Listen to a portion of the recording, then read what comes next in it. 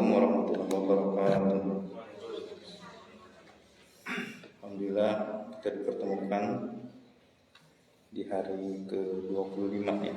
Tadi malam sudah mulai di malam 25. Berikutnya adalah siang di 25. Tinggal beberapa hari lagi.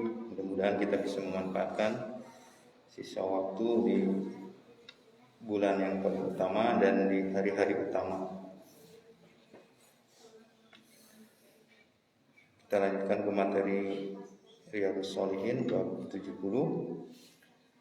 bab keutamaan bergaul dengan manusia, menghadiri sholat Jumat, sholat jamaah, tempat kebaikan, majelis ilmu, menjenguk yang sakit, melayat jenazah, menyantuni yang membutuhkan, membimbing yang bodoh, dan melakukan kebaikan-kebaikan lainnya bagi yang mampu melakukan amar ma'ruf dan nahi munkar, menahan diri dari menyakiti pihak lain dan tabah menghadapi gangguan. Judulnya panjang sekali. Dan berikut hadis-hadisnya. Dimulai dari bab 71 yaitu bab tawadhu, merendahkan diri kepada orang-orang mukmin.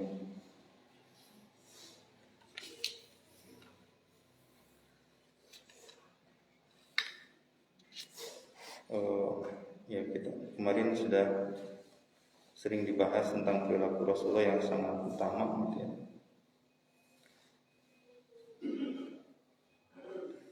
Aisyah ditanya tentang apa yang dilakukan oleh Nabi di rumahnya. Aisyah menjawab, beliau itu melakukan pekerjaan keluarganya, maksudnya membantu istrinya. Dan apabila telah masuk sholat, beliau segera keluar menuju sholat. Ini bimbingan yang luar biasa bagi kita semua tentunya.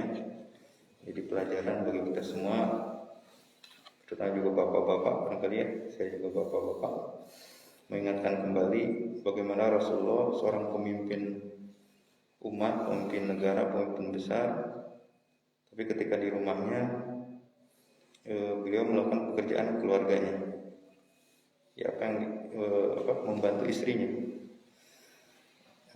Ini kunci sukses bagi kita semua, mudah-mudahan kita bisa mengikutinya. Berikutnya, Allah tidak mengutus seorang nabi melainkan dia pernah mengembala kambing. Para sahabat beliau bertanya, engkau juga? Beliau menjawab, ya, saya dulu menggembalanya dengan upah berapa keping peser dirham untuk penduduk Makkah. Sekali lagi, ada substansi yang ingin disampaikan barangkali ya. Mengembala kambing ini banyak faidah gitu ya. Pertama, kita bisa berkomunikasi dengan binatang. Biasanya kalau orang yang bisa berkomunikasi dengan binatang itu hatinya tuh lembut gitu ya. Karena binatang tuh gak bisa bicara, tapi kita bisa paham bahasa mereka gitu ya. Itu biasanya menandakan hati yang lembut. Dan biasanya kalau bisa dengan binatang aja bisa memahami, apalagi dengan manusia. Dan banyak lagi ya faedah menjadi penyayang binatang seperti ini. Dan jadi bukan hanya sebagai profesi ya, tentu profesinya juga penting ya, karena zaman SDGs sekarang, sustainability itu adalah negara atau komunitas penting terkait food ya, makanan.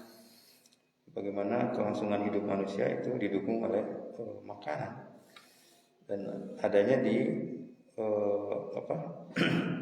binatang ternak ya, kemudian di pertanian, sehingga di situ ada zakatnya. Itu menandakan bahwa kita memang berpikir futuristik ya. Rasulullah sudah bisa memikirkan zaman sekarang tuh jatuh bangunnya negara atau hancurnya negara itu diserangnya bukan dari apa, dari sustainable, nggak mau dan seterusnya. Di bab 72-nya diharamkan sombong dan bangga diri. Ini juga insya Allah mudah-mudahan kita bisa terus mengikuti pribadi Rasul gitu ya. Tidak akan masuk surga orang yang di dalam hatinya ada rasa sombong meskipun seberat biji sawi, apalagi banyak gitu ya. Kita sangat takut sekali dengan hal seperti ini. Seorang laki-laki berkata, sungguhnya setiap orang itu menyukai manakala bajunya bagus dan sandalnya bagus. Rasul, gimana nih? Kan ada orang juga yang suka pakai baju bagus, sandalnya bagus. Maka beliau bersabda, sesungguhnya Allah itu indah dan menyukai keindahan. Ya. Sombong itu adalah menolak kebenaran dan merendahkan kemanusiaan. Jadi definisi sombong itu bukan baju bagus, sandal bagus, bukan. Karena Allah itu indah dan menyukai yang indah-indah. Jadi kalau kita baju bagus ke masjid dan semua itu malah sangat dianjurkan. Jadi fakta sombong itu bukan dari baju, meskipun baju bisa membawa kita sombong tentunya ya. Definisi sombong di sini adalah menolak kebenaran dan merendahkan manusia. Karena sifat sombong itu hanya milik Allah, kabair ya. Akbar, maha besar gitu ya. Dan siapa yang menyifati Allah dalam hal ingin mengungguli Allah, tentunya dia akan tertolak ya.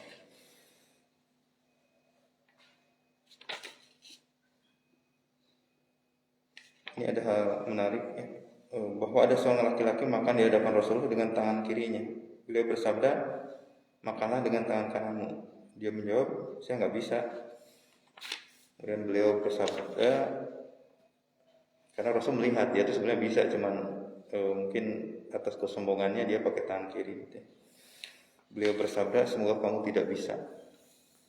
Dia tidak maunya itu hanya karena sombong. Salama berkata, akhirnya dia benar-benar tidak bisa mengangkat tangan kanannya ke mulutnya.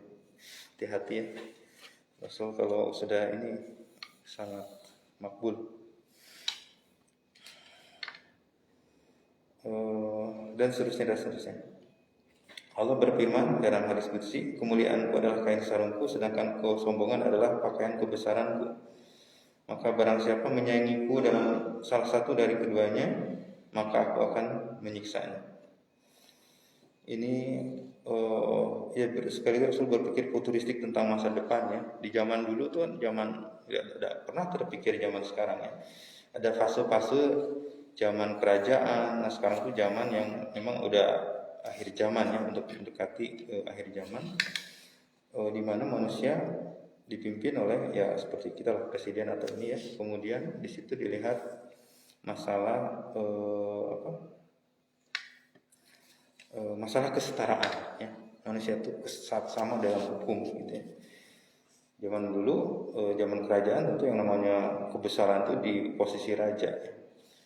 Nah sekarang zaman kesetaraan ini kita diingatkan kembali akan hal tersebut ya. Pernah satu ketika para area omong barangkali ya, sahabat ya, saya nggak tahu kata yang tepatnya, artinya saling berbantah-bantahan dengan satunya dengan Bilal ya. Sampai keluar kata-kata nggak sengaja, dasar hitam gitu ya, orang gitu. Bilal agak tersinggung, kemudian agak menyingkir, kemudian dia juga hilang, minta maaf. Kemudian tadi Rasul mendengar juga, siapa yang berkata itu? Saya. Nah itu dalam arti ngebully, nggak boleh. Saking menyesalnya dia langsung kepalanya ngerebah ke tanah dan minta diinjak oleh Bilal gitu ya, saking menyesal. Jadi ini juga bagian yang itu kita jadi perhatian.